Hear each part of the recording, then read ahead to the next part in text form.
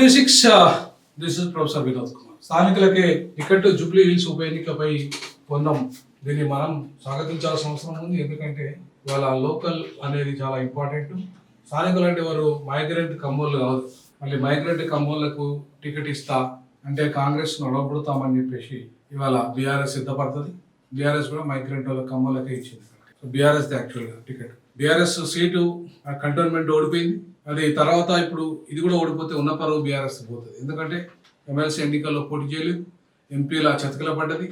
So ఉప ఎన్నికల్లో cantonment ఉప ఎన్నికల చతికిల పడ్డది బీఆర్ఎస్. ఇంట్లో కూడా బీఆర్ఎస్ ఓడిపోతే మాత్రం బీఆర్ఎస్ పరువు బజార్లో పడుతుంది.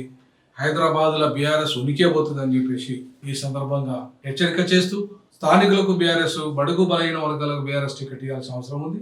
ఇప్పటిదాకా బీఆర్ఎస్ గెలుపు గుర్రాలకే టికెట్లు అన్న రీతిలో కాంగ్రెస్, బీఆర్ఎస్, బీజేపీ ప్రయత్నిస్తున్నది. బట్ గెలుపు గుర్రాలతో పాటు లోకల్ గా ఉన్న బౌడుగో బలహీన వర్గాల నుండి అభ్యర్థిని పెడితే బాగుంటది. అట్లాంటి అభ్యర్థికి జూబ్లీ ఎన్నికల్లో మా ఆర్పీ ఒక బడుగు బలహీన వర్గాల అభ్యర్థిని నిలబెడతాం. రానున్న రోజుల్లో బాబాసాహెబ్ అంబేద్కర్ వారసులమైన మేము ఆయన వారసులకు నిజమైన వారసత్వం ప్రజల పక్షాన్ని నిలబడి కొట్లాడే వ్యక్తిని మేము నిలబెట్టే పరిస్థితి ఉంది. కాబట్టి త్వరలోనే జూబ్లీ హిల్స్ ఎన్నికల్లో కూడా పోటీ చేయడానికి ఆర్పీఐ సిద్ధపడతారని ఈ సందర్భంగా తెలియజేస్తూ మీ కామెంట్స్ తెలియజేయండి. ఆంధ్ర కమ్మోళ్ళక, లోకల్ బహుజన్లక, లేదంటే లోకల్ రెడ్లక, ఎవరికి ఆ టికెట్? బీసీలక, ఎస్సీ ఎస్టీలక, రెడ్లక, కమ్మోళ్ళక, ఎవరికి ఇవ్వాలి? లోకల్ అంటే ఎవరు అనే అంశం మీద కూడా మీరు కామెంట్ చేయండి. జై భీమ్, జై పూలే, జై పెరియార్.